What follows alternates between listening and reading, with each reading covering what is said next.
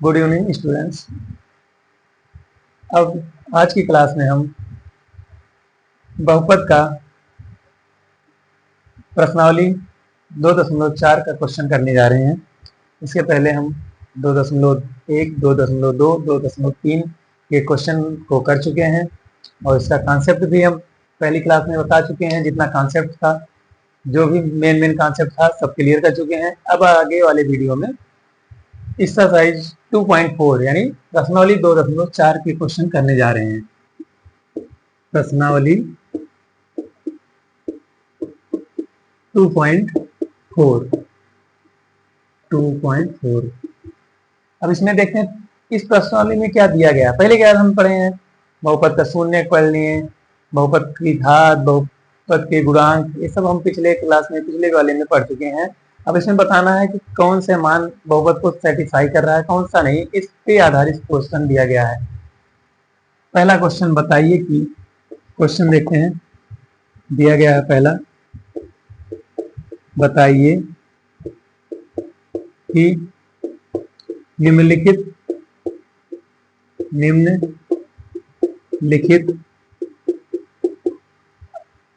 बहुपदों में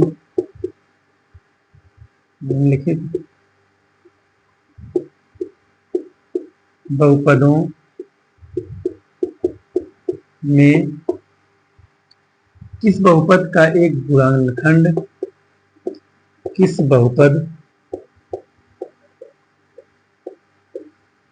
का एक गुणनखंड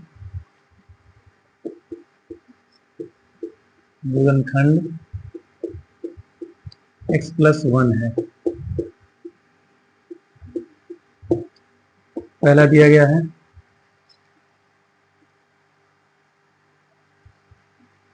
x³ + x² + x+1। दूसरा क्वेश्चन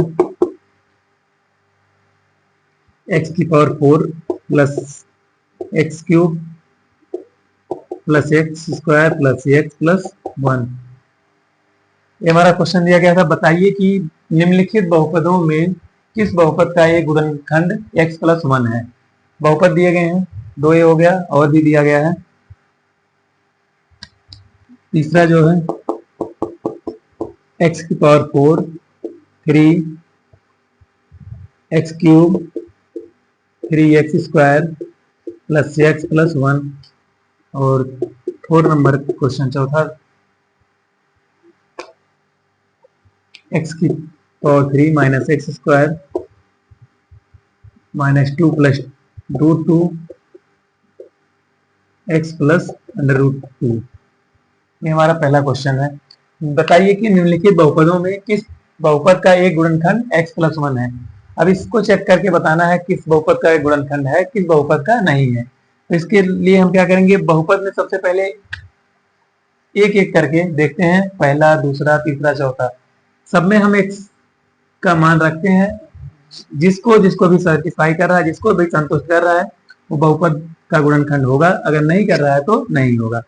पहला क्या बहुपद दिया है, px = इसको मान लेते हैं, एक बहुपद px है, इसका मान x³ + x² + x+1। ये बहुपद दिया गया है। इसमें क्या करना है, x+1, अगर x+1 है तो इसका निगेटिव फॉर्म, मतलब x+1 = 0 कर देते हैं तो x बराबर हमारा -1 आता है। अब यहाँ प्लस में अगर दिया रहेगा तो माइनस में रख देते हैं, माइनस में दिया रहेगा तो प्लस में। अब इसका मान रखते हैं x बराबर -1। बहुपद में x की जगह पे -1 रख देते हैं। अगर बहुपद में x की जगह पे -1 रख देते हैं और बहुपद का मान 0 हो जा रहा है तो वह मान बहुपद का एक गुणनखंड होगा। अगर नहीं हो रहा है तो बहुपद का गुणनखंड नहीं है। px था हमारा, px की जगह पे -1 रखते हैं, x की जगह पे -1, पावर 4 लगा, पावर 4 लगाते हैं। दूसरा दिया है फिर x⁴ -1 की पावर 2, यहाँ पावर 3 थी, पावर 3 लगाएंगे। यहाँ पावर 2 है, पावर 2 लगाते हैं, फिर -1 है, अगला +1।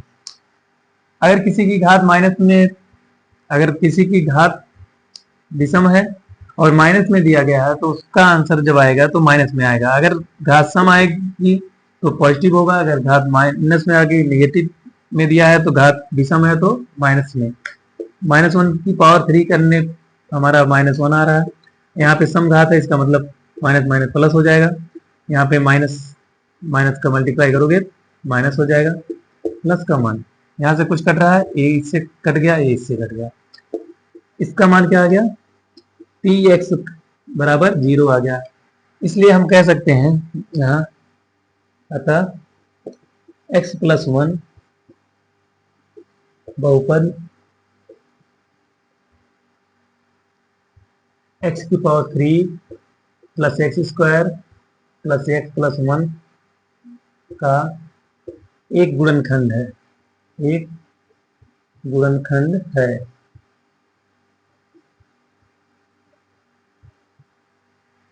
अगर ये मान सेटिस्फाई कर रहा है तो इसका गुणनखंड है, अगर सेटिस्फाई नहीं करता तो इसका गुणनखंड नहीं होता।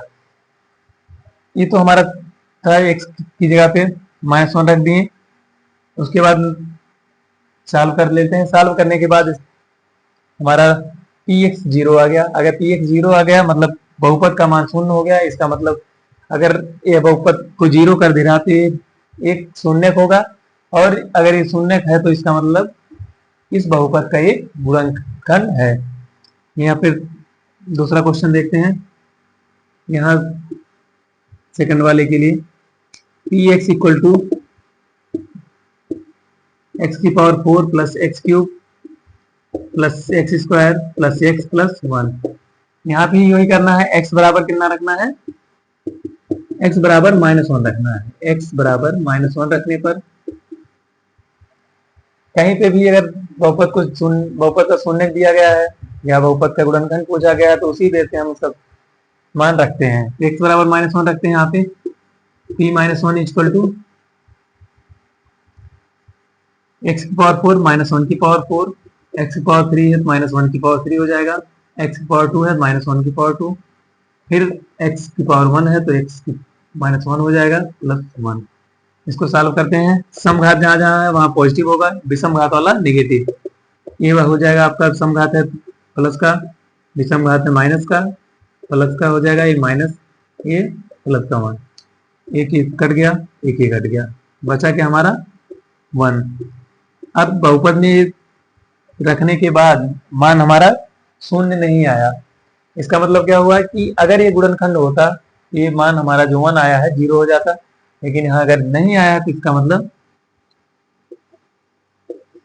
यह बहुपद का गुणनखंड नहीं है। x+1 बहुपद x⁴ plus x³ plus x² plus x+1 का गुणनखंड नहीं है।